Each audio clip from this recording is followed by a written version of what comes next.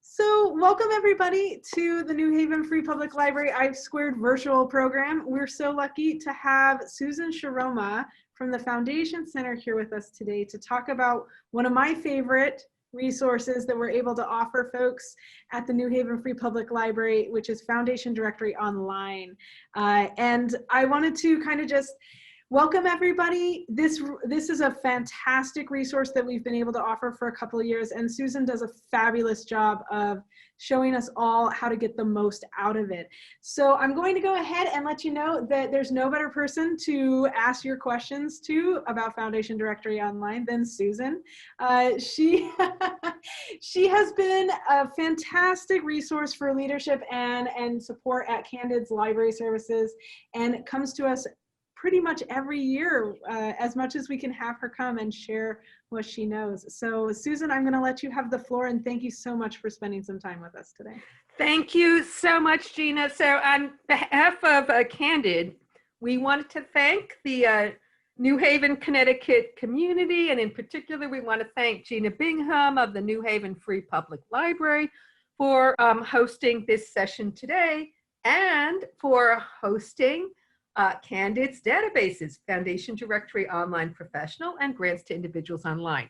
So this afternoon is not only an introduction to Foundation Directory Online and how you can access it remotely from home on the odd chance that you are still working remotely this year, but it is also a mini boot camp. It's an introduction to how to find grants and the world of philanthropy. So we are thrilled to be able to spend 90 minutes with you this afternoon. All right, so I am the presenter today. My name is Susan Sharoma. I am representing Candid, which is formerly Foundation Center. I work out of Candid's New York City office. In fact, I'm on Governor's Island now. You can see Lower Manhattan on the screen behind me, and that building is where I normally work. Moderating the call today and your host is Gina Bingham, who is the manager of the E² Business Outreach and Social Media Services for the New Haven Free Public Library. On your screen, you should be seeing both of our email addresses. So feel free to reach out to us after this afternoon session with your questions about philanthropy, the program, or if you have great ideas for other sorts of trainings that you'd like to have the New Haven Free Library bring to your community. I want you to be very, very comfortable this afternoon. Some of us may be Zoom experts at this point in the year, but I want you to be comfortable. Feel free this afternoon to unmute yourself and ask questions. I always love interactive classes, and definitely let Gina and myself know if you are not seeing PowerPoint slides or the website or the databases when I begin to show you these resources. I tend in these virtual training sessions to go in and out between PowerPoint slides and websites. So let me know if it seems like I'm talking about something that you are not seeing on the screen. There's definitely a chat box, and you can always use the chat box to ask questions, make comments, or to provide your own helpful resource links to our session today. It's definitely okay to drink coffee. Be comfortable. All right. I don't think I need to show you these next slides, but you are on Zoom today. You can definitely change your name if you'd like to change your name. There is a control panel at the bottom of the screen. You should see in that control panel running across the bottom of your screen from left to right an icon that looks like a microphone. That is how you mute yourself. There is also an icon that has the word chat underneath it. That is the chat box, and that is what you can use to ask questions. There are also different ways to view the material today. Circled on the screen ahead of you, in front of you is the area on the upper right-hand corner that you can click if you want to enter full screen mode and make the handouts a little bigger today. I have also got handouts for you. We sent them to the New Haven Free Library, and I'm hoping that Gina's team can send you a copy of the handouts after today's session. So Gina mentioned Foundation Center. I mentioned Candid. Candid used to be called Foundation Center. These resources are being brought to you by Foundation Center and Candid. Our new name now, however, as a nonprofit organization is Candid. In February 2019, Foundation Center and GuideStar joined forces to become Candid, a new 501c3 nonprofit organization. So we use the same database, Foundation Directory Online, that you'll be using to identify foundations and corporations to fund your projects. We use the same database products that you use to look for funding ourselves. Between both of our organizations, we brought a combined 88 years of expertise and millions of data points to Candid. Now, Foundation Center had been around since the end of the 1950s. So we brought nearly 6 decades of service to the field of philanthropy. GuideStar is definitely known for being the first nonprofit organization to create a website that provided you, the public, with a portal to searchable descriptions of every single nonprofit organization in America. Foundation Center was known as the experts on all things grants related and American and non-US philanthropy. So this is really a huge merger that happened. One of the motivating factors for our combining of forces to become Candid is, simply put, every year, millions of nonprofits spend trillions of dollars all around the world. Candid finds out where the money comes from, where it goes, and why it matters. Our mission today is quite simple, and that is to get you the resources you need to do good. You get to describe as an individual, as a professional, how you're going to do good in the world today. But we will get you the resources you need to do good, to succeed. We accomplish our mission through research. So we do have a very strong research focus, and we issue reports and we create websites that provide you with data on the field today. We work through a collaborative and a partnership process. So our relationship with the New Haven Free Public Library is a great example of one of our partnerships with the public library system.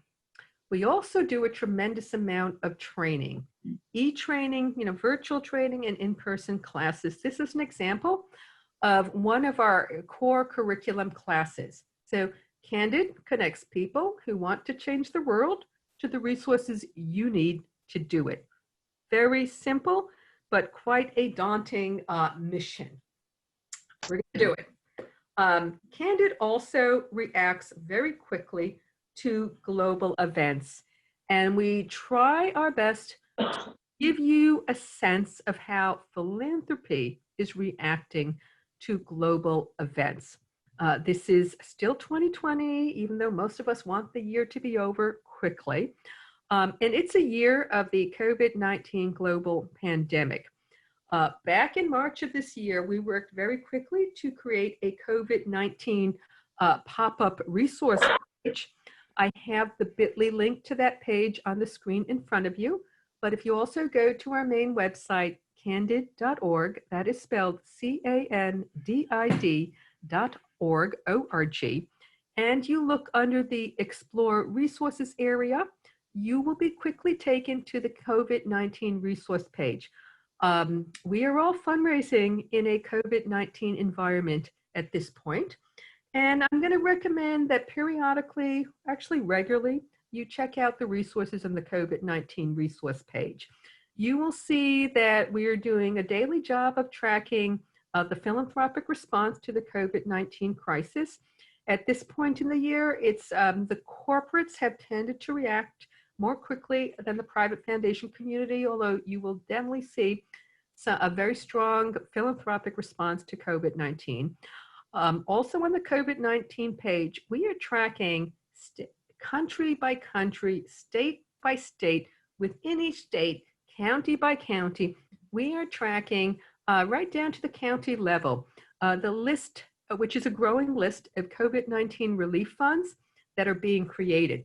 So the COVID-19 resource page allows you to track news articles on COVID-19 and philanthropy, allows you to track the grants coming out and who's actually paying out those grants.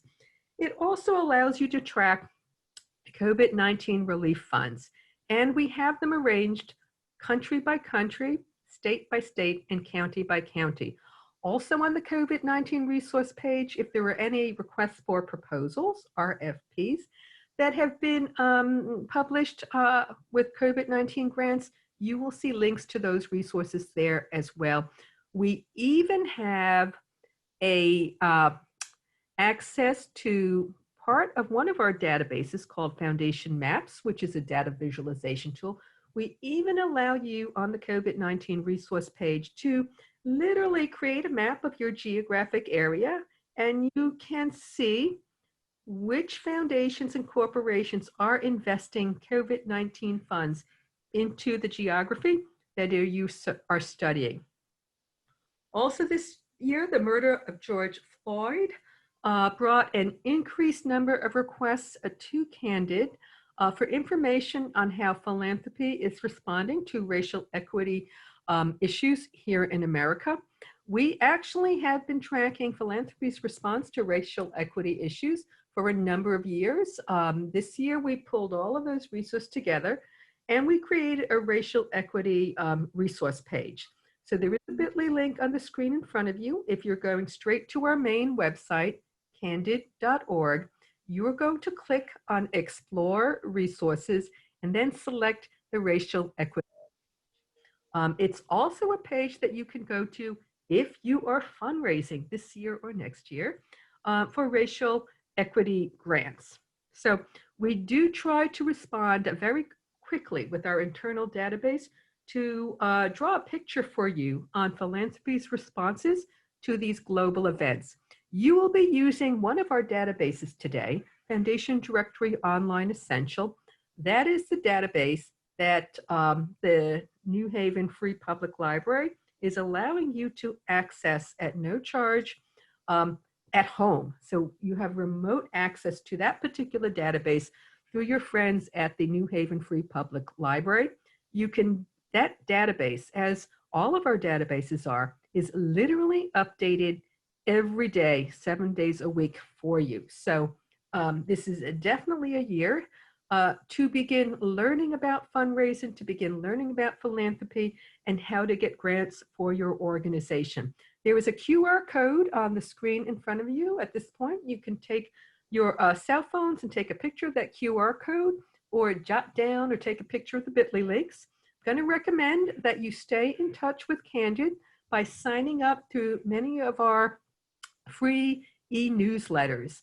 Let us tell you on a regular basis what's happening. Let us tell you on a regular basis about new resources and tools that you can use from home. And, it's a great way to stay in touch with the library by signing up for one of our e-newsletters. We are all over social media. Our Facebook account and Twitter accounts are quite popular. There is a handle here at Candid_learning that you may want to follow if you are interested in Candid's learning resources. So part of today's session is to get you interested in using the resources of the New Haven Free Public Library. It's also to make you aware about the many resources that Candid as an organization can provide to you. So I'm viewing today's class as not only an introduction to Foundation Directory Online, our database, but it's also, I do have some slides for you that will introduce you to the concepts and a big picture overview of the philanthropic field. So on the screen in front of you, I always, since I'm a librarian by training, I like to start with resources. So I mentioned that Candid's main website, and we have many, many websites these days. Our work is completely digital. Our main website is candid.org, and it is on the PowerPoint slide in front of you. I've chosen to highlight the URL here, which takes you to our COVID-19 funding relief page. Also on candid.org, since we are talking about the database today, Foundation Directory Online Professional, there is a link here to the Eye on FDO blog. I always take a look at the Foundation online blog periodically because there are many great articles that highlight how users are using this database product to find grants. You are going to have to, at one point, self-educate yourself on what philanthropy is all about and and how to do fundraising. Some of you on the call today actually may be grant makers, and you might want to learn about what other grant makers are doing to be more effective and efficient at giving away their grants. We have a website for this purpose. You will be using Candid Learning, and the URL is learning.candid.org. You're going to use this website to find resources and to read resources and to use diagnostic tools to do a better job as a nonprofit manager. These tools will also allow you to do a better job as a grant maker. We'd love you to use the Candid Learning website to connect to Candid's many, many, many online librarians. So Monday through Friday from about 9:30 a.m. to 5 p.m. Eastern Time, you have access to our online librarians and can have a lengthy interactive chat with us to talk about your philanthropy fundraising questions. Outside of those work hours, when you use the Ask Us feature on Candid Learning, a form will pop up and you just, fill it out, tell us what you're looking for. When we get into the office the next workday, we're going to start responding to the questions that came in overnight or over the week. You'll use Candid Learning to find out about our training opportunities. We have many, many resources available to you on Candid Learning. In particular, we have a collaboration hub, which literally has 650 successful nonprofit collaboration case studies for you to read through to figure out how you can do a better job partnering up with other nonprofits. We have a free ebook program. The ebooks that we acquire do tend to be on philanthropy, fundraising, and nonprofit management. These days, we are also getting a lot of questions about diversity, equity, and inclusion issues. So we are adding books to our ebook collection that focus on how nonprofits can do a better job with DEI. There is on Candid Learning an incredible knowledge-based section with a number of really clearly, concisely written KBAs. That would be a knowledge-based article on all types of issues. If you are dreaming of starting a nonprofit organization this year, next year, the year after, you are definitely going to be using Candid Learning to use our nonprofit startup resources. There is even a self-diagnostic tool on Candid Learning that you can use to figure out if you're ready to start a nonprofit organization.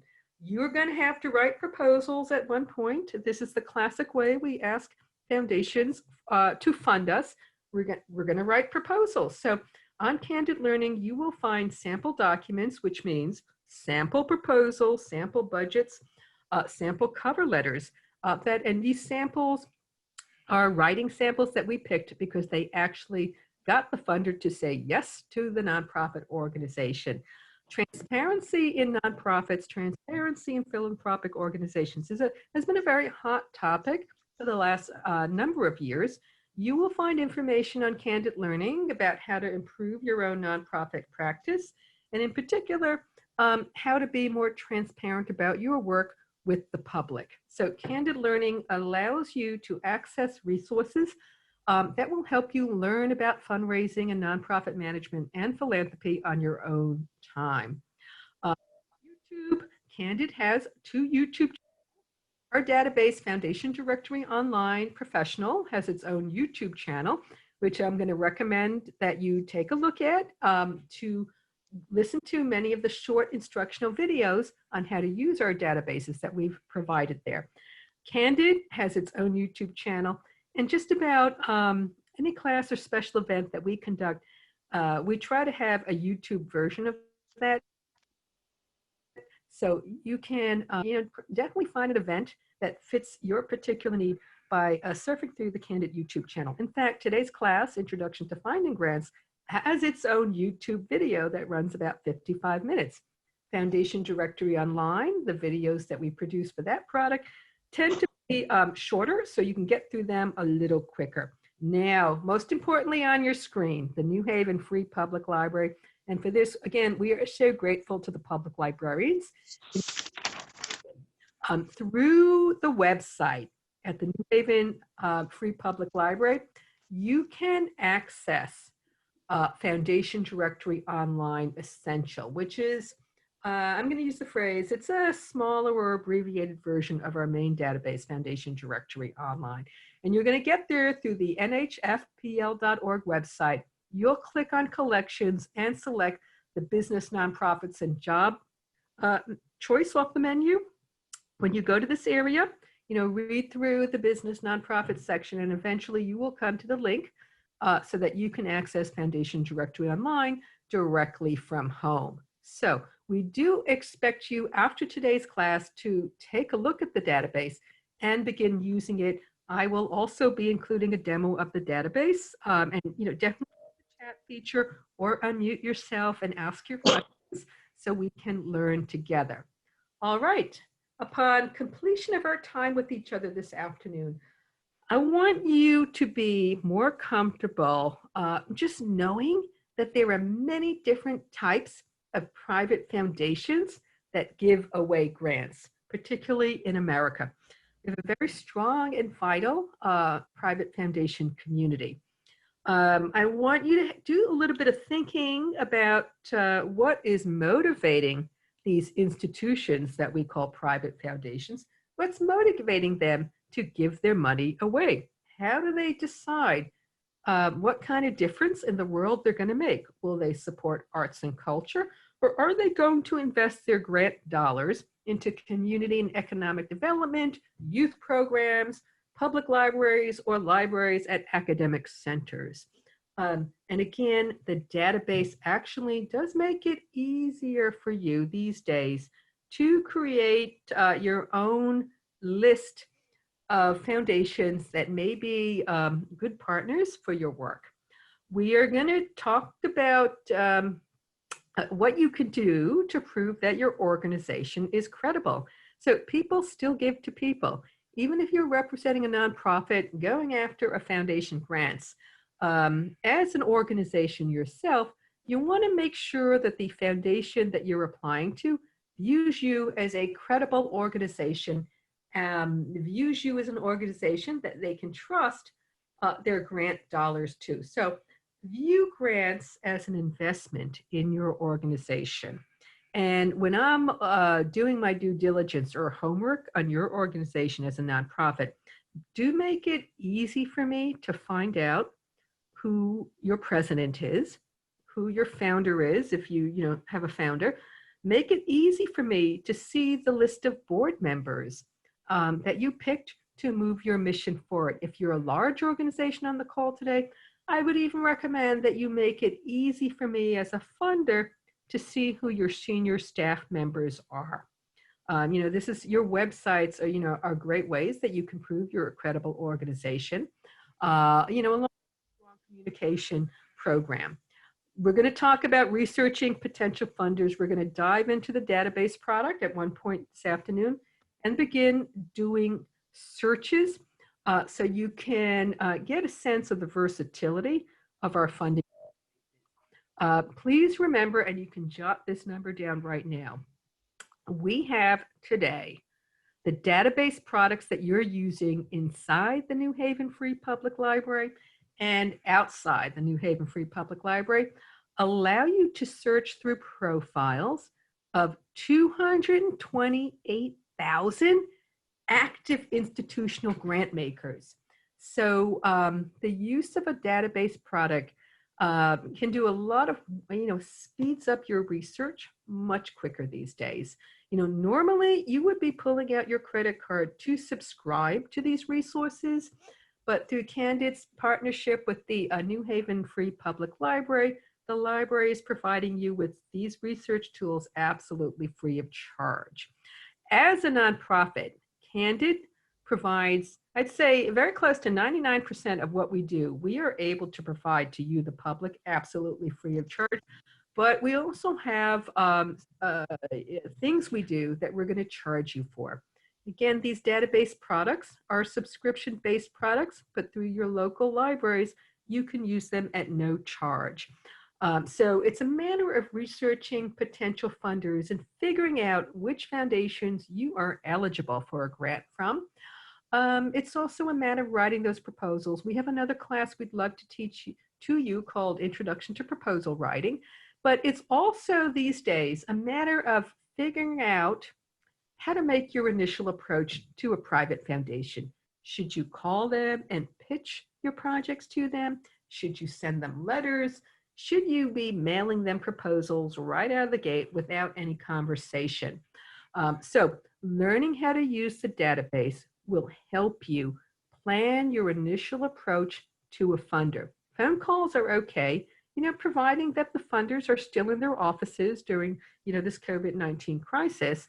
Perhaps email might be better these days, but you're never going to contact a funder to ask them about a grant unless you have conducted research that shows that that private foundation, that corporate giving program is actually making grants in your particular field of activity. This is what we mean by a simple class introducing you to how to find funding. Now, when I talk about how to find funding today, we're talking about how to find funding from private foundations and what's in the database about the company-sponsored programs.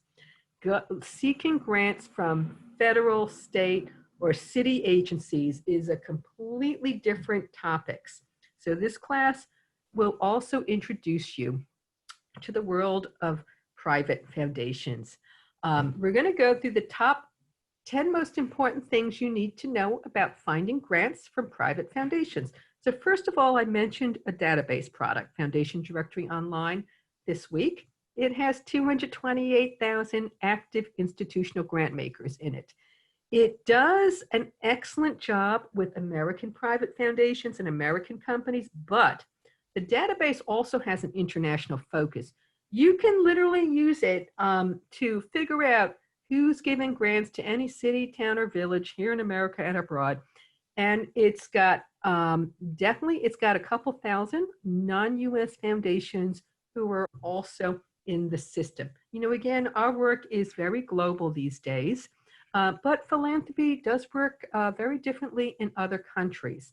Definitely for those of you on the call who are working internationally, you should be using this database product to figure out which American foundations are supporting projects where the work is taking place overseas. And you may indeed, during the course of your research on Foundation Directory Online, come across a foundation located in Germany, a foundation located in South America, foundation located in Canada or Africa that may be an appropriate partner to you. So the database is updated every day, 7 days a week, and it never gets smaller. It always gets larger in terms of the numbers of grants that we're describing, as well as the number of foundations that it actually allows you to search through. So I would say, by December, certainly by next January, it's not going to have 228,000 active grant makers in it for you to search through. It's going to have many more than 228,000. That's a pretty good number. So we have a sense right now of the number of prospects for you in Foundation Directory Online. I also want you to be able to tell me how many nonprofits you think there are in America today. So we're going to go with, for the context of today's session, start thinking about nearly 1.7 million nonprofit organizations in America today. And I'd like you to remember that internally, the database at Candid, we're actually looking at nearly 2.9 million nonprofits in America today. But, for all intents and purposes, if folks are asking you how many nonprofits are there in America, go with the $1.7 million category. So 1.7 million nonprofits are registered with the Internal Revenue Service. The majority of nonprofits in America tend to be small. And when you look at your fundraising plans, and when you look at whether or not you're eligible for a grant from a private foundation, I want you to think about tip one. You should not expect to survive off of private foundation grants alone. These days, you are being asked to think about whether or not you can diversify your sources of support. Private foundation grants are, really good, but it takes foundations a number of months to say yes to our proposals or no to our proposals.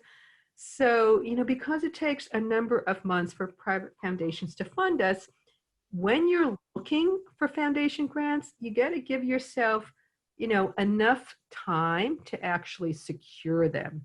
And this may be, one of the reasons why, a lot of us, don't look at the foundation grant community. But if you're diversifying your income in 2021, or you want to diversify your income by the end of this year, do think about foundation grants. You're going after foundation grants as part of your long-term funding strategy to secure partners in the field. Now, what you're looking at on the screen in front of you is a pie chart from a statistical publication called Giving USA.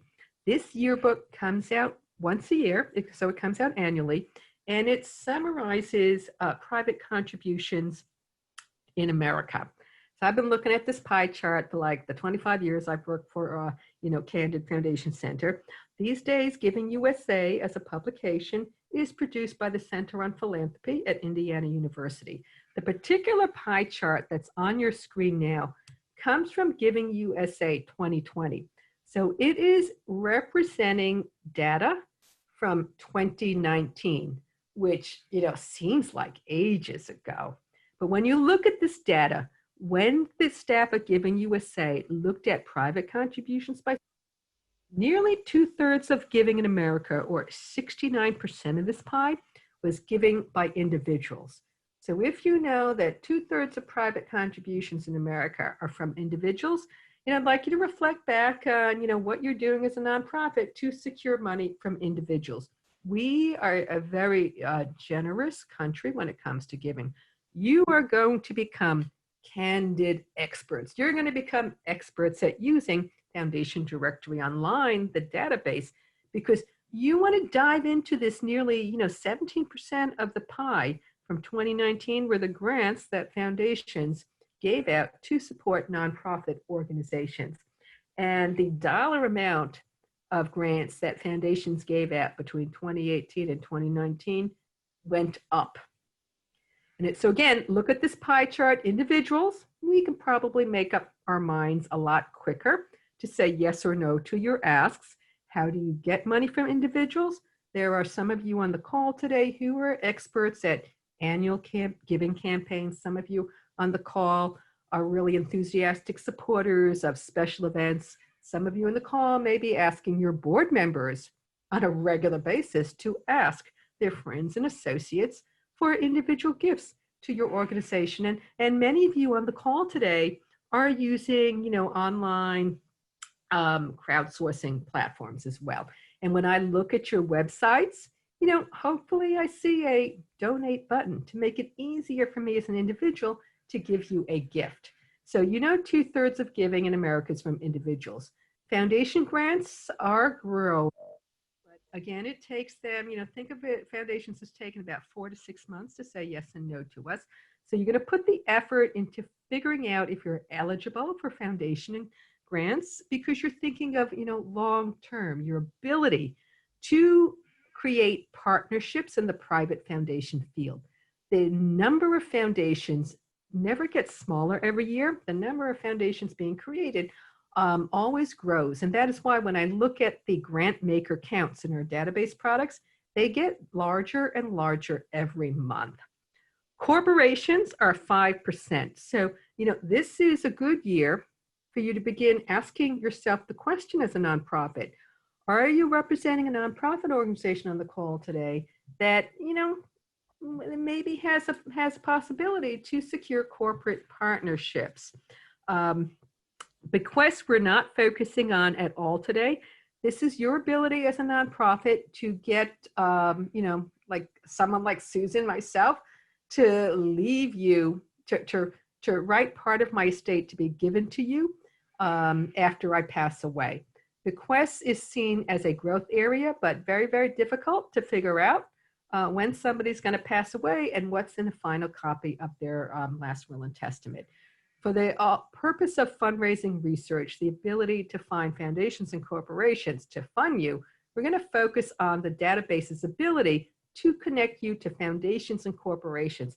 Because when you add the 17% foundation grants with the 5% corporate here, you're getting, over 20% of contributions by source are coming from institutions that we're going to call corporations and foundations. I also, every year when I see this 5%, corporate gifts, I tend to frown because, if I asked you how many companies, public and private, are there in New Haven or are there in the state of Connecticut, that would be a difficult question to answer. When we do the survey work that focuses on corporate giving, rest assured, folks are surveying the very large companies. But if you're representing a 501c3 nonprofit organization today, there may be a lot of corporations that you can have partnerships with that are, not included in the statistical reports that track corporate giving. So it could be that 5% might be a little higher. But at any rate, every year when Giving USA comes out, professional fundraisers stop what they're doing and we look for to see how giving has changed from year to year. And again, you have in our database 228,000 foundations and corporations to search through to see if you're eligible for a grant from one or more of them. Now, we've established as well, how many nonprofits are there in America? Think nearly 1.7 million nonprofits. But know that our internal, I think 1.7 million nonprofits are actually registered with the IRS, but our internal database is actually much bigger. So 1.7 million nonprofits, that means this nonprofit sector is, pretty vital and strong. When you set up a nonprofit organization, you do have a mission statement, which, normally it's the first indication of how your nonprofit is going to make the world a better place. When we look at that group of nearly 1.7 million nonprofit organizations, private foundations are a subset of them. And private foundations are very unique nonprofits. They do their form of social good. They make the world a better place through providing grants. So that in itself is a very unique statement. Private foundations exist as nonprofit organizations to give grants. And according to the tax law, they should be giving their grants to nonprofit organizations here. So numbers of nonprofits in America, think 1.7 million and growing. Number of private foundations, I want you to think nearly 120,000. But I did mention to you the database has over 228,000 active institutional prospects. So it's got more than just the nearly 120,000 private foundations in it. And they do have to give their grant support. Written into the tax law is this minimum 5% payout in qualifying distributions. That's minimum 5% payout in qualifying distributions. It's minimum 5% of the total value of their assets must be paid out to the nonprofit community. And that is going to include the grants that they give us. So this is a very, very unique relationship that private foundations have with the nonprofit community. They know that if that family or that individual chooses to create a nonprofit organization that is going to operate as a private foundation, they absolutely do know that the government expects them to be awarding grants on a regular basis. And they also know they're written into the tax code is that minimum 5% payout requirement. Not all foundations are alike. They're pretty unique because they are set up by, very unique people or very unique families or very unique corporations that have a very strong philanthropic pulse. But there are three main types of private foundations that you will normally see in our database. The bulk of private foundations, and there's nearly 120,000 of them, are designated by the Internal Revenue Service as independent or general purpose. And that merely signals to you that they are set up to give out grants to specific areas that the original donor wanted to support, or if they've been around a number of years. We're really going to look at the current board of trustees. It's the board members who are, setting the pace for the philanthropic gifts that foundation makes. So the bulk of foundations in our database are classified as independent or general purpose. When you hear the phrase family foundation, look to the board. Family foundation isn't a legal term, but what it means to you is that family members are still controlling what happens to the grants. And when you examine the board of trustees, the board of directors, you're going to begin to see the family relationships. So as a group of board members, these families are deciding how their grants will make a difference in the world today. They're deciding about what their philanthropic impact is going to look like. And they do need to find, the best nonprofits to give their grants to. And, part of that is, how are you telling your story so that foundations can find you? So most of the independent or general purpose foundations in our database do tend to be family controlled. So it is a good idea for you to have somebody on your team who understands the families and the networks in your own community. Chances are these people, and even if you're volunteer driven, many of your volunteer leaders, probably know a lot of people in your community who just may have a private foundation that their family operates. To a lesser extent, when we look at the work of corporate donors, you will see in our database that we are tracking those foundations who are sponsored by for-profit organizations. And this is a situation where a for-profit business will take funds out of the for-profit business, and that dollar amount is used as an endowment to set up a company-sponsored foundation. Every year, those for-profit businesses may take some money out of the for-profit side and put it into the nonprofit called a company-sponsored foundation, so that that foundation can grow its assets and continue to give out grants. Same thing for family foundations. When you set your independent or general purpose foundation up, chances are most of the donors in the field set up their family foundations to last into perpetuity, to last forever and ever. And 4 generations down the line, you're keeping your family together because the family still has to meet as board members to decide who to fund. So you will be, putting money into your foundation maybe every year, maybe every couple of years, but you've got to keep putting money into the foundation to continue to grow those assets so you can meet that minimum 5% payout. So when you create a foundation, and if you want it to operate like a family foundation, you are really teaching the next generations of your family to be philanthropic, because they do ultimately understand they have to put money into the foundation. Foundations, private foundations, unlike the rest of us in the nonprofit field, are not concerned about fundraising from the American public, because their families are putting their own money year after year into that foundation.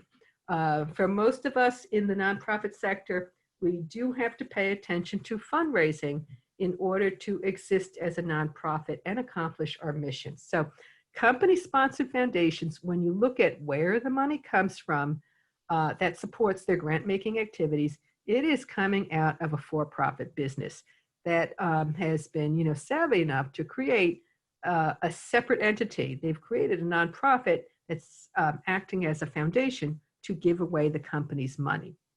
Now, if you ever see operating foundation on your list of prospects, remove them immediately from your A, B, C, D, and E list of prospects. Operating foundations are normally set up to run the family's own programs.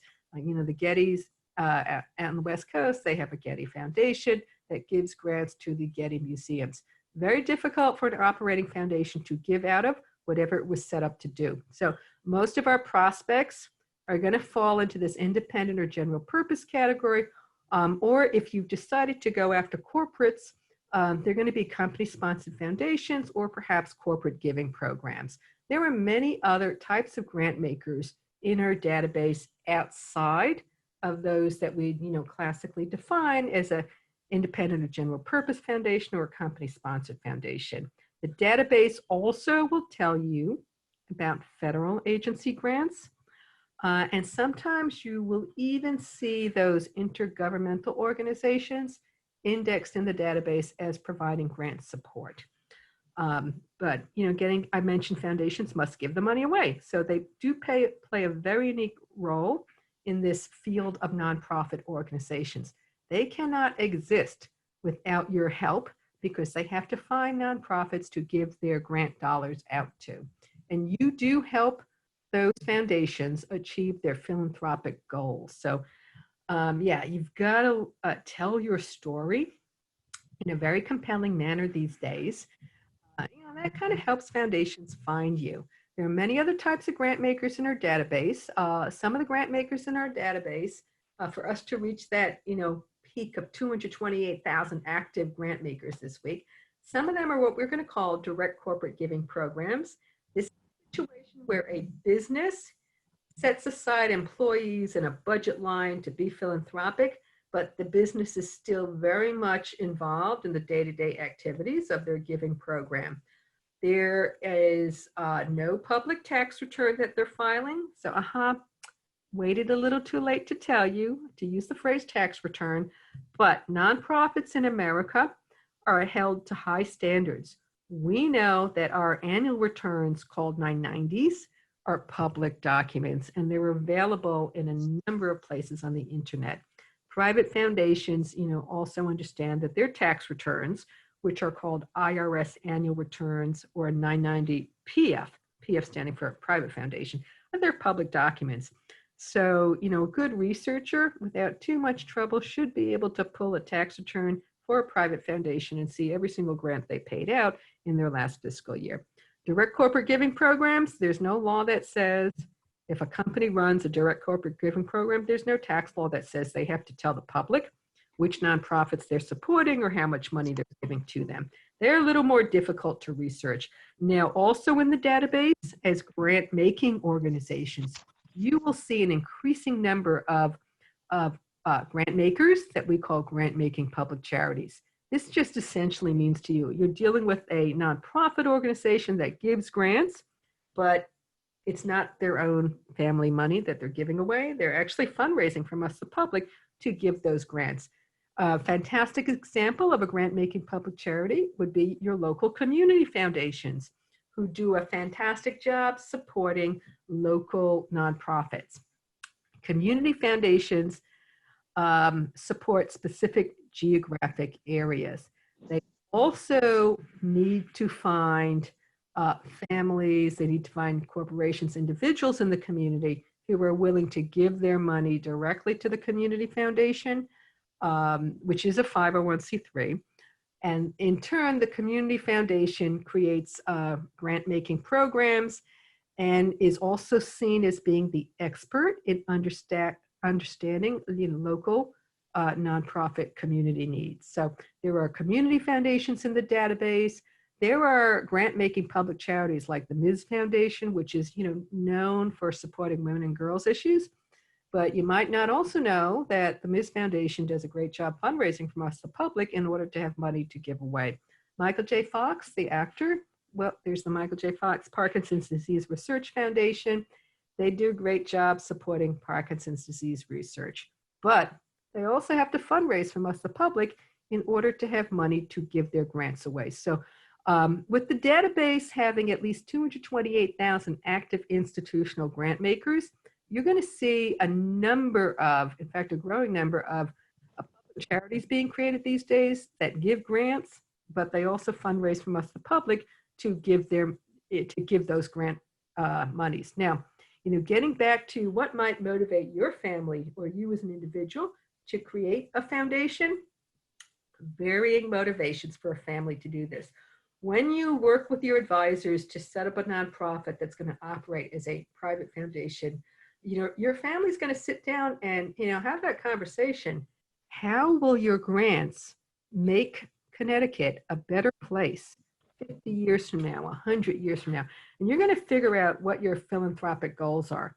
Are we going to get rid of hunger in Connecticut, or will we get rid of cancer or diabetes in Connecticut? Will we help children in Connecticut who age out of the foster care system, or will we help K-3 kids get a better quality of education? Every foundation makes these decisions, and this is where you're looking at their boards about what kind of philanthropic goals they have. So your ability, when you're using a database product like Foundation Directory Online, your ability to sift through these databases and figure out which foundations actually support issues that you're working in is crucial. Now, most foundations have an objective process that they use to figure out who to fund. If you're dealing with a large foundation, and by large, I mean a foundation that, might have 50 or more employees on its payroll, that's large.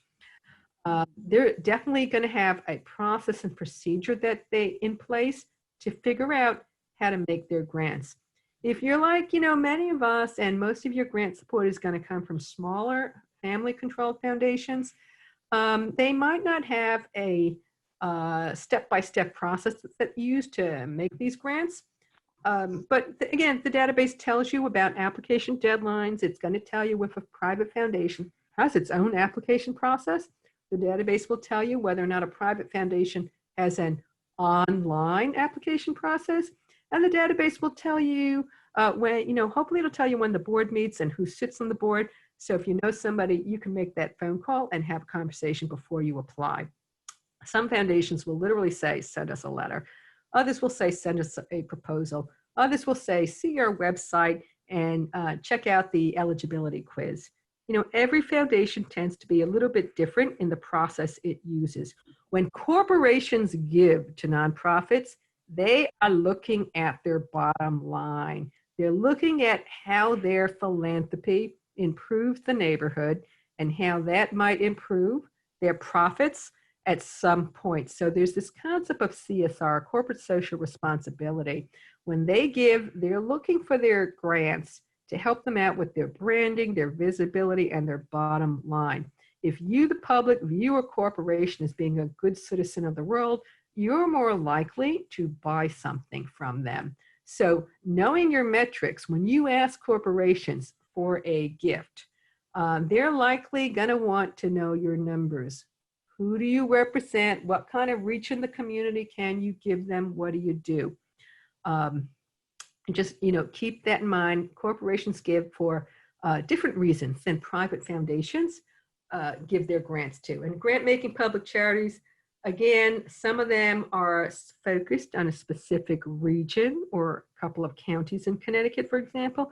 Others focus on specific population groups or issues like Parkinson's disease.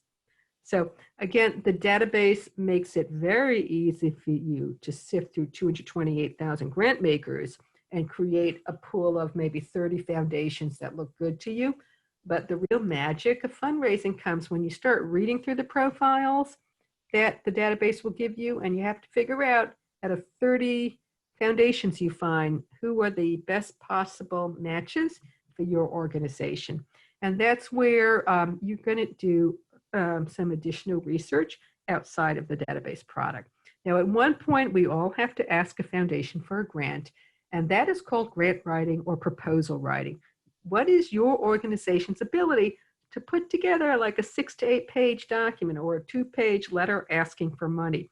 So proposal writing is definitely a class that I'd recommend you consider taking. If you're on the Candid Learning website at learning.candid.org, you will find a tremendous amount of information on how to write proposals through that website. And you will even find in the resources area sample proposals. So be careful when you are writing these asks for money, these proposals. Keep the writing clear, concise, and simple. Not a lot of pages is required. And don't spend too much time talking about what your organization needs. Spend more time talking about the needs of your community or the needs of the population group your project is serving. We mentioned credibility. It's so easy these days for grant makers to find out about you, and you definitely should know this, that if you are applying to a private foundation for a grant, if you're applying to an institution like a private foundation or corporation, they are going to do their due diligence on you. That means they do their homework on who they are going to fund. So make sure that you are representing a credible organization. Are you a legal nonprofit? You know, having that letter of determination proving you're a 501c3, you know, is a pretty crucial document to have on hand. You're going to remember 501c3. This is the nonprofit tax status that when most of us set up nonprofits, this is the status that we're looking for, because having the 501c3 tax status means that a gift, that a grant check to you, a donor check, is tax deductible by the donor. So foundations understand this very clearly. They are 501c3 nonprofit organizations set up to fund other nonprofit organizations. So they're going to check out your tax status.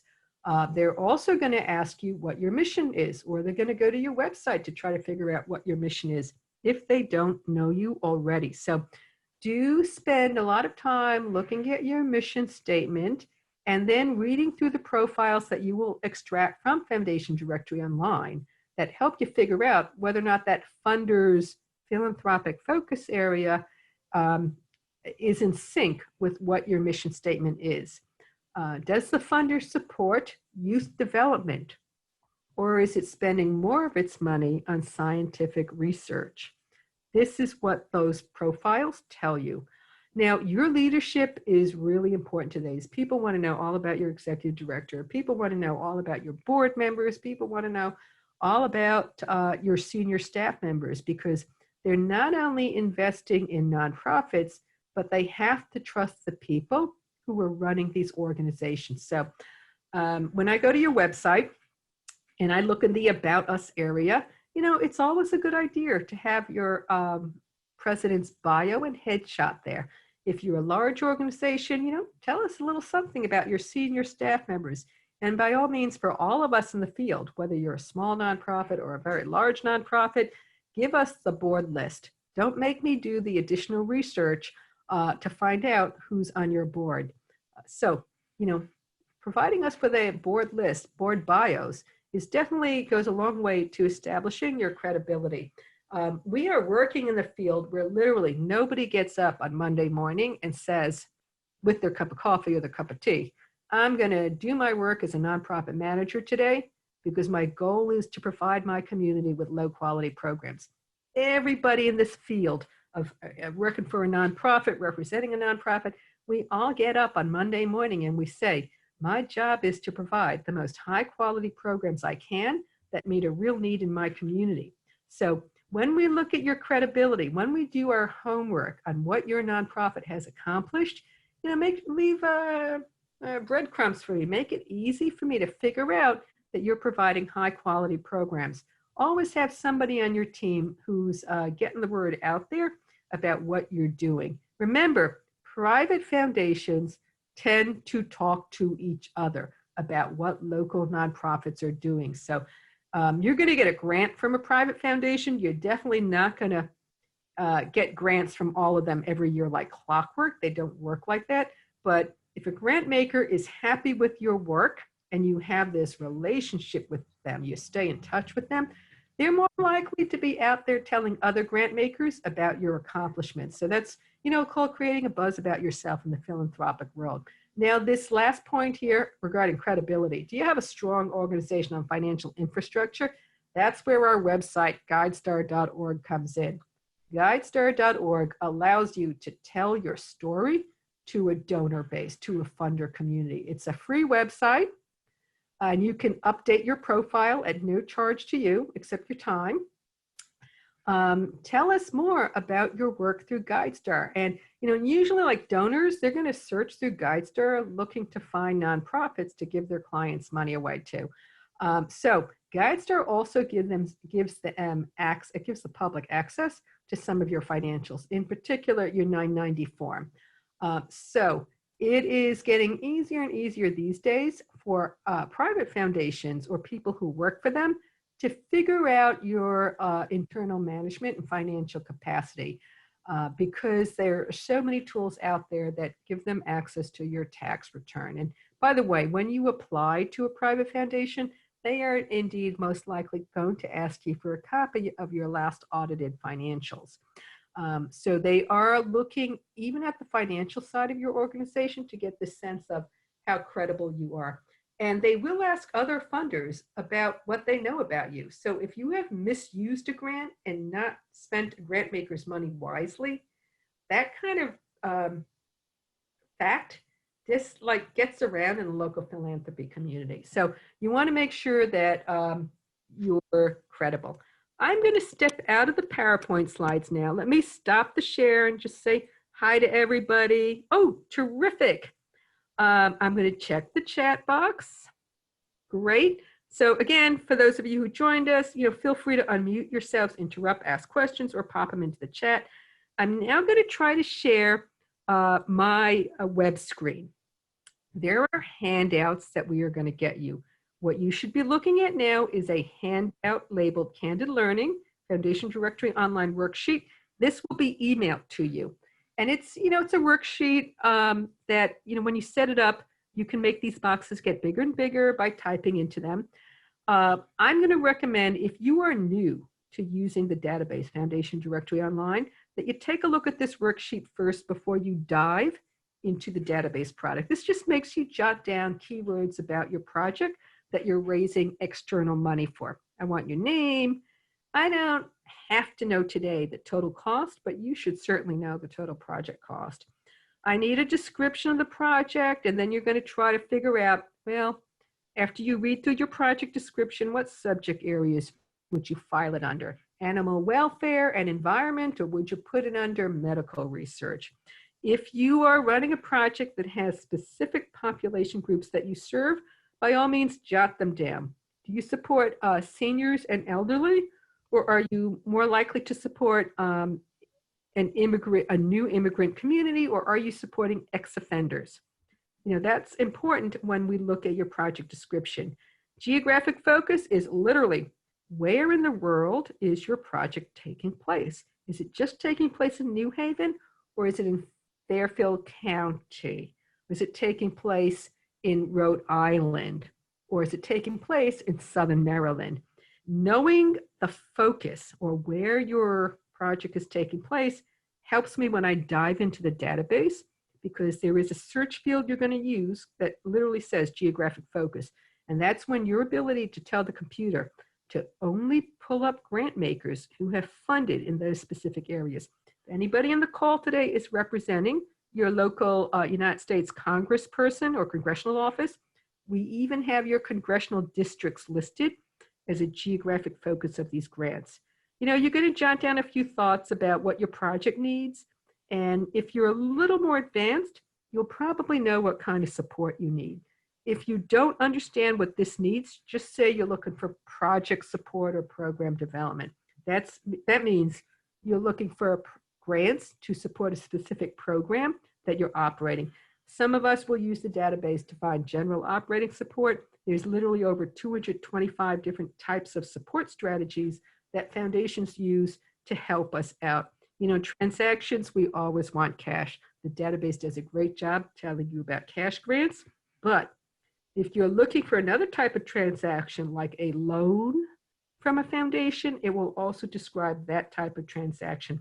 For those of you on the call today who literally need a grant check with your name on it, that's called a grant to yourself as an individual. And the database can be used to find grants to individuals. So you're going to have a sheet like this. You're also going to get the class notes, which summarize the key points from the class today. Now, it's all about doing your homework. So we're going to take advantage of the free resources that the New Haven Free Public Library offers you. You should be looking at Gina Bingham's website, nhfpl.org. That's the New Haven Free Public Library. And you should be thinking, where, like you're at home right now, where can you access Foundation Directory Online, the database, through the New Haven Free Public Library website? Well, we're going to kind of look at our choices here. I'm clicking collections. I'm going to click business, jobs, and nonprofit. Clicking it hard, it's churning away. I'm going to kind of read through this information about the business division at the New Haven Public Library. I'm reading, and you know, towards the bottom of the page as I scroll down, I see nonprofit databases. I see Foundation Center here. They've got a connect to our ebook collection. They've got a description about Foundation Directory Online. They're going to tell you the professional level edition is available at computers in the main library, but click here for temporary remote access. So I'm going to click there, and I'm in New York City now, but suddenly I'm logged in to the New Haven Free Public Library's subscription to Foundation Directory Online Essential. There are some help files up here under the word help. It's after 5, my online librarians in the office went home. Otherwise, you'd see chat with an expert in the lower right-hand corner, or in the upper right-hand corner, you would see a symbol for chat. But let's see what you can do. This is the search box. There are examples of searches you can type in here: ballet school in New York City, animal shelter in Portland, Maine, food pantry in Dallas. Keep your searches short and sweet. If you want to put in a very lengthy sentence, this search box will handle it. But try to give us a geographic area that you're working in and try to describe what you need money for.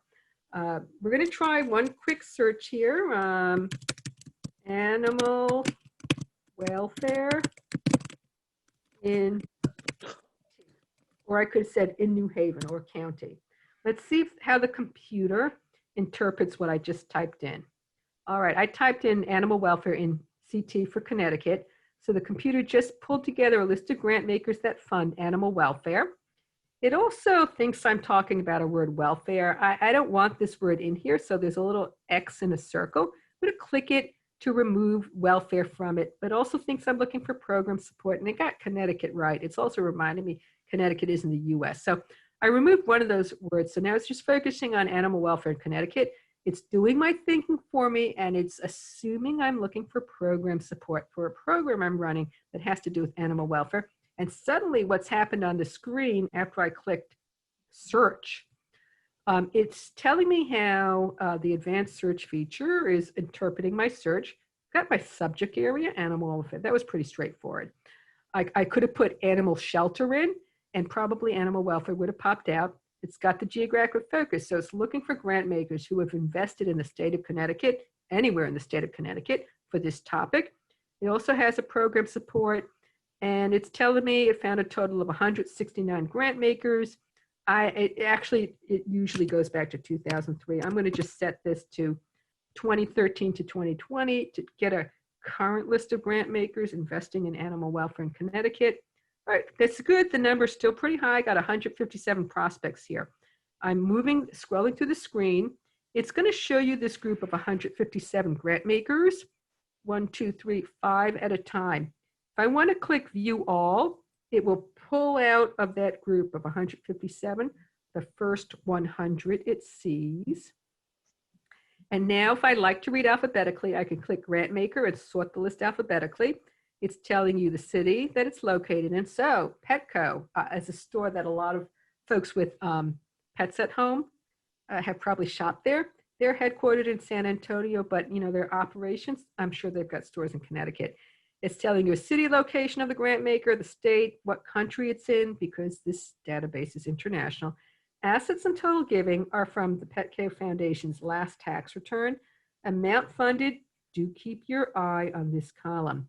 This is where the computer is literally telling you that from 2013 to 2020, it thinks that Petco Foundation invested anywhere in the state of Connecticut to the tune of $600,000 for something called animal welfare as a topic. That $600,000 was divvied up into 78 different grant checks. So, you could take a look at that, or you could click on the column amount funded and look at your results based on who put the most amount of money into the state of Connecticut. I just clicked on amount funded. So, Petco is remaining on top, but I see the second biggest one is Regina Bauer Frankenberg Foundation based in New York City. Third largest amount was from Gerald and Claire Giraffe in West Hartford. I'm going to open up their it's great. I see Newman's Own on it. So Gerald and Claire, they're based in West Hartford, Connecticut. If you know a lot of people, you're probably likely to click who's who right now. If they had a website, we'd tell you right here. You just need a phone number or an address. You probably click contact information. But what you're going to see first is the software in the profile. You're reading through profiles now. We'll tell you for the last 5 years, it just analyzed Gerald and Claire's grants. They're funding health, environment. By the way, animal welfare does fall under environment and human services. Pretty even. And this is great for Connecticut. Their money isn't going to Florida or California or the state of New York. This, where is the money going, tells me that last 5 years, their 12 grants received by 4 recipients stayed in the state of Connecticut. We already know they're located in West Hartford. Now, how big are the grants? Should you ask them for $5,000 or should you ask them for, $50,000? That is what this infographic does for you. Takes the last 5 years of grants they paid out and tells you, are more of the grants large, in this case, 50K to 100K? No grants in the last 5 years were below 5,000, but you had, one grant was 5K to 10K, 2 were 10K to 25K. So these graphics these visualizations are very useful to you to understanding what happened in the last 5 years with their grants. Now, if I don't know who they are, look on the left-hand side, you see these menu options. I can click about. Okay, it doesn't tell me where their money came from. It doesn't tell me much. It just says established in Connecticut. This is called Predict Technology, where the software will try to find you other prospects. Based on the search I popped in, the software is literally telling me to open up these records, read them, and they may be possibilities for animal welfare in Connecticut. In fact, Zoe's best friend in Cheshire, Connecticut even has animals and wildlife listed right there. If I'm interested in Gerald and Claire, I'm gonna look at the application form, not required, but they're probably a very small family foundation. Who's who? Oh, only one officer. I don't even know it's a family foundation. I should have seen that right here and about. And Claire Giraffe is deceased. So we know where the money came from. Do I know Owen, who's the one trustee? When you're at home using this, you can go to their tax return. Questions? Yeah, ask the question. I saw that you called, but I was in a webinar and I just finished another one. So I didn't get to check your message. That's okay. Okay, great. So by the way, I was showing you the small profile. They did tell me that they did talk to State Street and State I'm gonna Street go ahead and take care of working this. on getting I'm gonna kind of just, permission, I guess you'd say. yeah, Linda? There we go. I think we're Yeah, I can hear Linda. So Linda was asking, I think, how to get permission, but the profile will tell you how to make the approach. I'm going to look at Petco. So I'm trying to share my screen. We should be looking at the much larger grant maker, the Petco Foundation. By the way, this little blurb up here, and we should all be looking at the Petco Foundation record, is telling me the last time this profile for Petco was updated was August 14th. And it's also telling me here that Petco gives their grants to Candid electronically. They've got a website, which is always going to tell you more information about them. Contact information. The About Petco is tells me a little more about their work. This is they support community organizations that enhance the lives of companion animals while strengthening the bond between people and pets. Background, all right, they know what they're doing. And definitely because I'm on the FDO Essential, you're going to see a lot of these upgrades, which, don't click there, do not pull out your credit card and subscribe to it. You're just going to start with these profiles. Now, because Petco is in San Antonio, because they have a website, you're more going to, at this point, spend time on their website trying to figure out how to get that grant from Petco. You're going to try to figure out, are you eligible for it? We look at Regina Bauer Frankenberg in New York City. By the way, if you like to click around menus, there's a little menu right there. They've got a website. In fact, I can tell from this URL that we crafted the website for them. Here are the infographics. So we're in Connecticut. Yeah, some of their money, not a lot. There's only one recipient in Connecticut. More they're basically in Manhattan. More of their grants are going into New York City. But environment, last 5 years, is the biggest thing they funded. Versus health, I don't even see arts and culture on this list. This is good. It tells me their grants are large, 50K to 100K. It also tells me what they fund. What are their funding interests? How are they making a difference in the world? It tells you right here. You can click view all to see more of the subjects they fund. Also tells you that they're giving to Georgia, the country, Congo, Cambodia. They also give nationally, which, by the way, this visualization would tell me they give nationally. I see both coasts represented, but this is also telling me they're doing national work and international work. Who do you serve? Any overlaps here? Now, they focus on what? The relationship between humans and our pets. These are possible overlaps there. A little bit about them. All right, that's telling you about them. I see adoption, training, spaying, neutering here, 1994 New York. Here's the Predict technology. The software is trying to feed other prospects to you. How do I apply? This is lengthy. Proposal, initial approach, 3 pages max. They don't want a classic 6 to 8 pages. They're also telling you what you're going to be submitting to them. Whoop, there's the audited financial request. Description of project and amount funded. Okay. Oh, I missed the July deadline. The board is meeting November. No, I'm not going to look at the who's who there. Can I get past that? Do I know somebody at JP Morgan? In this case, the governing body is not a human, it's a bank. The donor is deceased. This is where the money came from. How do they communicate? They just do a grants list. They're not on Facebook. There's no social media. Going back to this, figuring out, what? Maybe they are on my prospect list for next year, because I did miss the recent July deadline here. So, this is how it goes. You try different searches. So again, you've got this easy way. Just tell it what you're looking for. Food pantries in New Haven.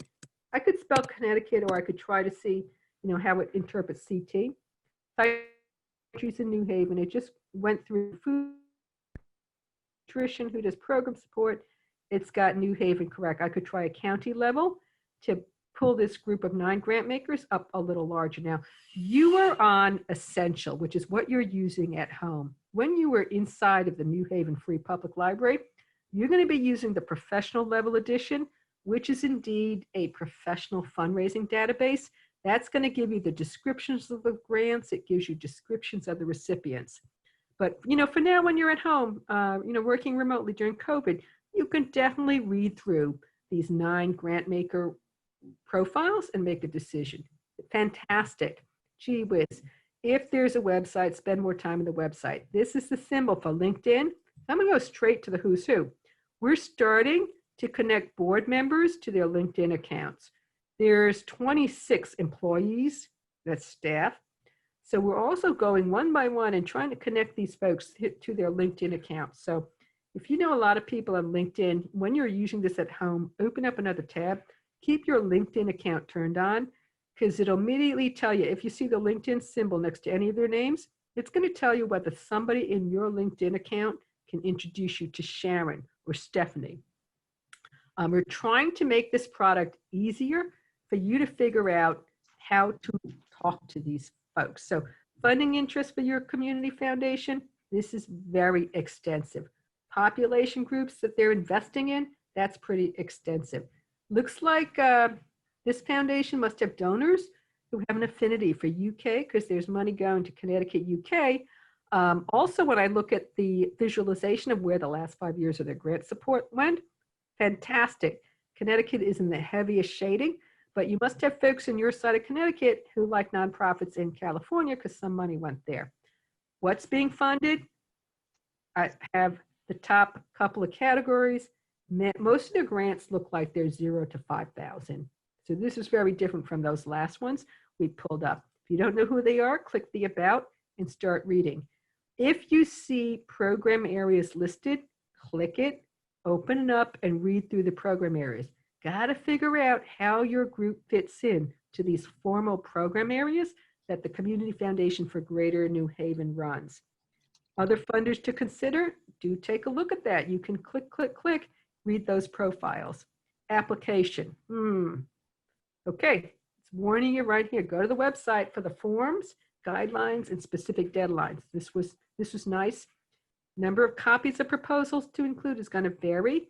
If you see this, giving limitations, stop, take 30 seconds to read it. So, am I in the Greater New Haven, Connecticut area or this lower River Valley area? If I'm representing a church, synagogue, or mosque today, already I know I'm probably not going to ask them for a grant, although it's possible I'm actually seeing more and more churches, synagogues, and mosques show up as recipients. And I'm not going to ask them for a check with my name on it because they're telling you right here, unless you're applying for scholarship. Who's who? You know, again, we have the board. Do you know any of these board members? Do you know any of their trustees? Do you know any of these staff members? If I don't know anybody, I do look at the staff list and I've got to figure out who do I need to be talking to. Communication, this is going to tell you how they appear in the news. It's also, oh, wow, they're on LinkedIn, they're on Twitter, and they're on Facebook. Twitter and Facebook might be ways to get to know their staff. What happens when I click contact? You get short contact information. Great, they have a website. This I'm going to start with this, but I'm also going to be on their website, trying to see if on their website they give me emails for their various employees. Susan? Yes. We've got a few questions in the chat that I bring your attention to. Stop the share. The first one was from Lauren, and she had some questions about seeing about where funding was from. Seeing where funding is from? Should I open up the chat? No. Oh. I was specifically asking you early on when you were opening it up, you were saying that you could see that a certain amount of money, certain thousands of dollars was given, you said, to Connecticut based on the search criteria. And I just wanted to confirm that you were saying that that money was the amount to just Connecticut because you had Connecticut in your search criteria, and it wasn't the total amount that foundation had given around the country. It was just, yeah, because I typed in CT for Connecticut. The search I did when I said, like, did I say food banks in New Haven, Connecticut? You should see in that column total amount. It would be for the city or the county that I typed in. That's how to interpret it. Let me. Okay, thank you. Yeah, so there was arts in New Haven, Connecticut. Or I could have said elementary schools, charter schools. This was really basic, arts in New Haven, Connecticut, but interesting. So they showed up again. When you're looking at this list, I don't see the dollar amount listed here for what these folks put into arts in Connecticut, but when I am looking at that list, it found 97. So I'm going to click view all. Oh, actually, you can see it right here, this column. When you're interpreting this, there's a little question mark with the circle. You can kind of lightly depress it, and it will tell you what this column means.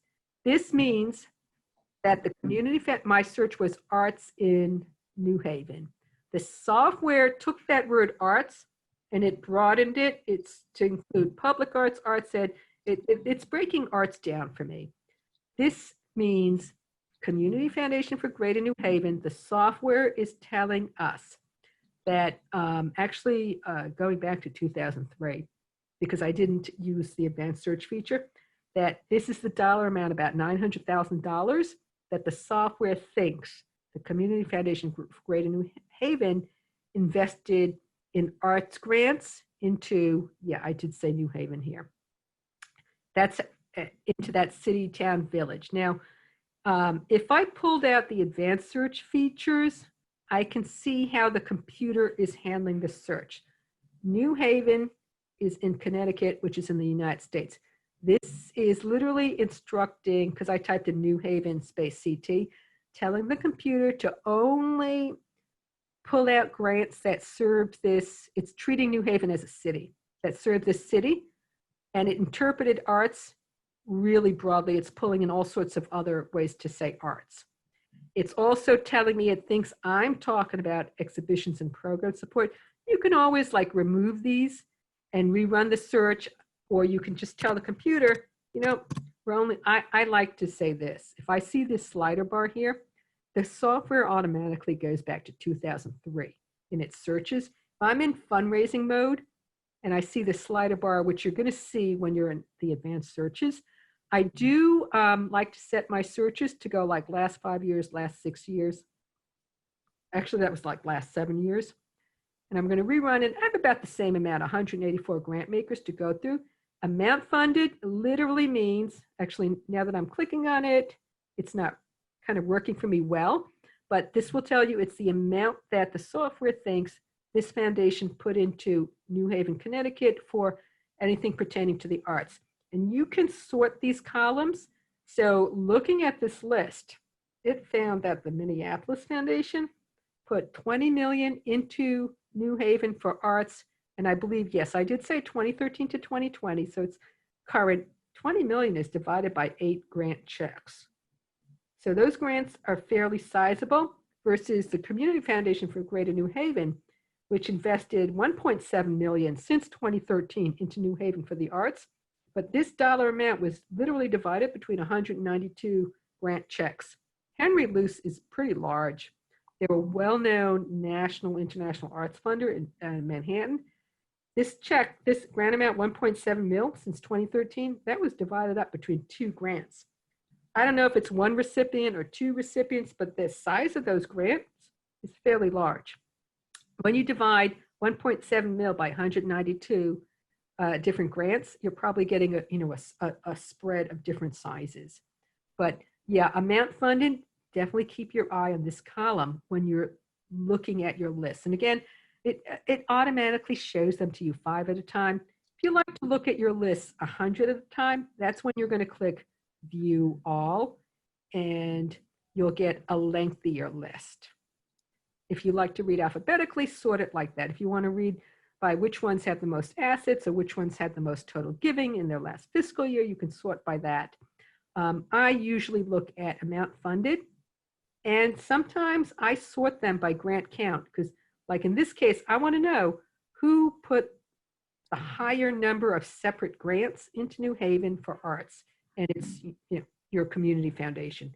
That's 100. That's a lot of grants versus the next highest one, which is this New Alliance Foundation, also New Haven, that since 2013 did 29 different grant checks, totaling kind of a much smaller amount here. But hey, if I'm in the arts in New Haven, I should know who this group is, but I don't. So I'm going to open up their profile. I'm going to read their website. I'm going to click on the who's who. Do I know a board member? Do I know the donor? I'm going to go back up and start reading through the rest of this profile. New Alliance is in New Haven, second largest amount by numbers of grants cut, and they have program areas. A little bit of a background. So they're still new. Well, not new. 2004 in Connecticut. That's, a conversion of the New Haven Savings Bank. It was a merger with this group. Then they became New Alliance, private independent, serving 44 Connecticut communities. Arts is no-brainer. Arts is going to be a formal program area. Community development, health and human services, literacy, ready for the grade, youth and education. Now remember also other funders to consider. The software tries to pull prospects for you based on your search. How do I apply to New Alliance? It's pretty specific. And they're telling you there's an online application cover sheet on their website. Yes, it's September. but I have to go to the website for June. Yes, this is fantastic.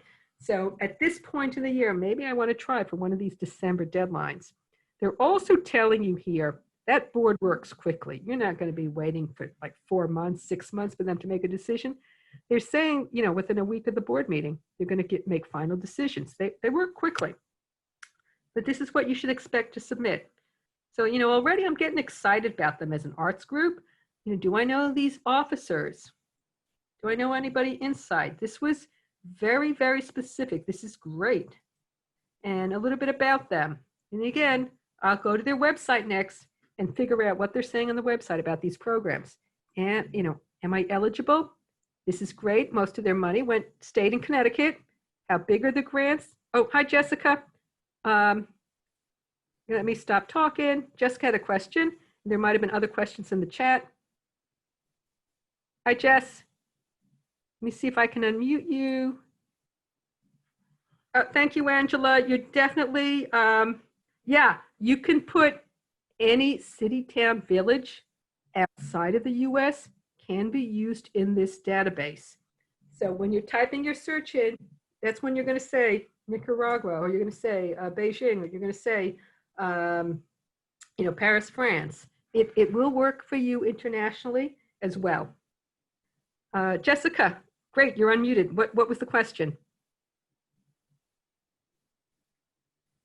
Hi, Jess. I think I was able to unmute you. Do you want to ask your question? I'm going also through the chat.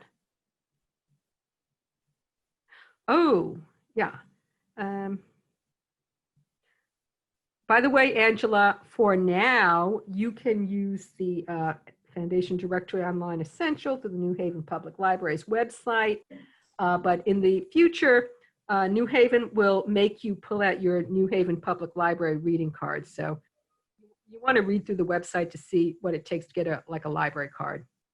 Thanks, Susan. And also, Bellingham's not that far away. It's not, you know, too much of a challenge once the border opens to get down there and use the Bellingham Public Library. So that's an option as well. Yes, thank you. Thank you. Thank you. Yeah, we do have our partners are kind of all over the place. We'd love to have more non-US partners, but you know, it's always like a hard sell because there's still most of the data tends to be American foundations in it. So there are a number of different searches you can do. Now, I did mention to you, you know, Candid has online librarians. They can help you with your searches. So this is just a start. And great comment from Jessica. Your board and who they know is so important. So important. Sometimes knowing a board member gets the door open for you at a foundation. Very, very important to keep pushing your board members for their connections. So what else do we have? This is all about doing your homework. Do not write one proposal and, you know, send the same proposal to 200 prospects. Everything you mail out or email out to a foundation should be customized to them. In the past, they were used to this. This method of working doesn't work anymore. And yes, you do have to have the right match, which is why having someone on your team who's comfortable working with databases is crucial. With so many foundations out there, database products help you sift through the prospects very quickly. So it's always, you're asking yourself, who's funding the population group you serve? Who's funding in your area of interest? Who's funding in the region of the world that you're working in or the project is taking place in? And a little more advanced is this, who's giving the type of support you need? If you don't look at type of support internally, just tell them you're looking for program support because you're probably using the database to get program support versus general operating. Although you can certainly set up an advanced search to see who might give you general operating support. That database literally helps you figure out how much to ask for. Remember I said when you're reading through the profiles, look at the visualizations at the top of the profile. They'll tell you how big the grants are. Sometimes it even tells you the average grant size. It always helps. Thanks for the comment, Jessica, about knowing board members. It always helps to know someone. So, be good to each other. If you're working in New Haven, you might want to introduce your colleague at another organization to your program officer, because maybe one day that person will open the door for you. So we're always looking at where our connections are. I always look at my board members or current donors to see if they can introduce me. Organizational partners might be able to introduce you. This last one, your current funders, that assumes you're maintaining your relationships and you have good ones with your current funders. Always pay attention to LinkedIn. LinkedIn is becoming, very useful for connecting to folks. By the way, don't send your proposals in. This is what this last comment means. Don't send your proposals in until you've done your homework and you absolutely know that you're in the ballpark for a grant from that particular funder. So it is okay to make these initial approaches. It's okay to strategize how to get your foot in the door. That is going to help you in the long run. These days, there might not be anybody in a foundation office. So I'm going to focus on emails or listen to messages and see if they give you another way to contact them. I always do bio searches of the people I'm looking at. I need to be able to answer in case they ask me why you're talking to me. Keep your conversations brief and to the point. And again, with the context, if you have them, definitely utilize them. So I've gone 10 minutes past 5:30. I am sure that you have dinners to get to, or dogs to walk, or homework helpers. But I don't want to keep you too much longer. You have lots of contacts, from Foundation Center.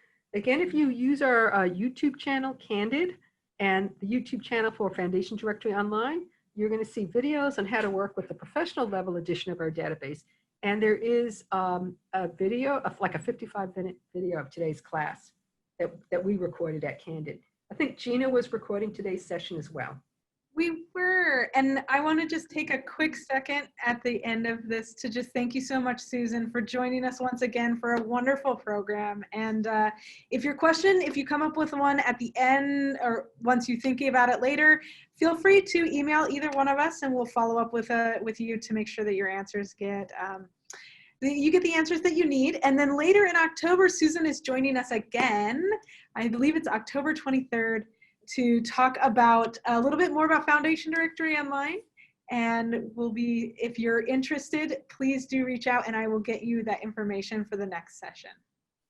Jessica, I don't have a certificate for today. I don't know if the New Haven Public Library gives like attendance certificate.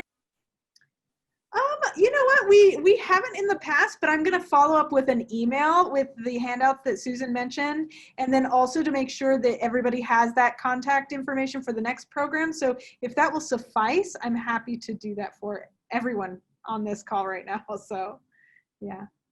Terrific. And okay. Thank you so much for your time and your comments and your attention this afternoon. Please try to use Foundation Directory Online Essential. Every month, we can give Gina her user stats. We want that database used.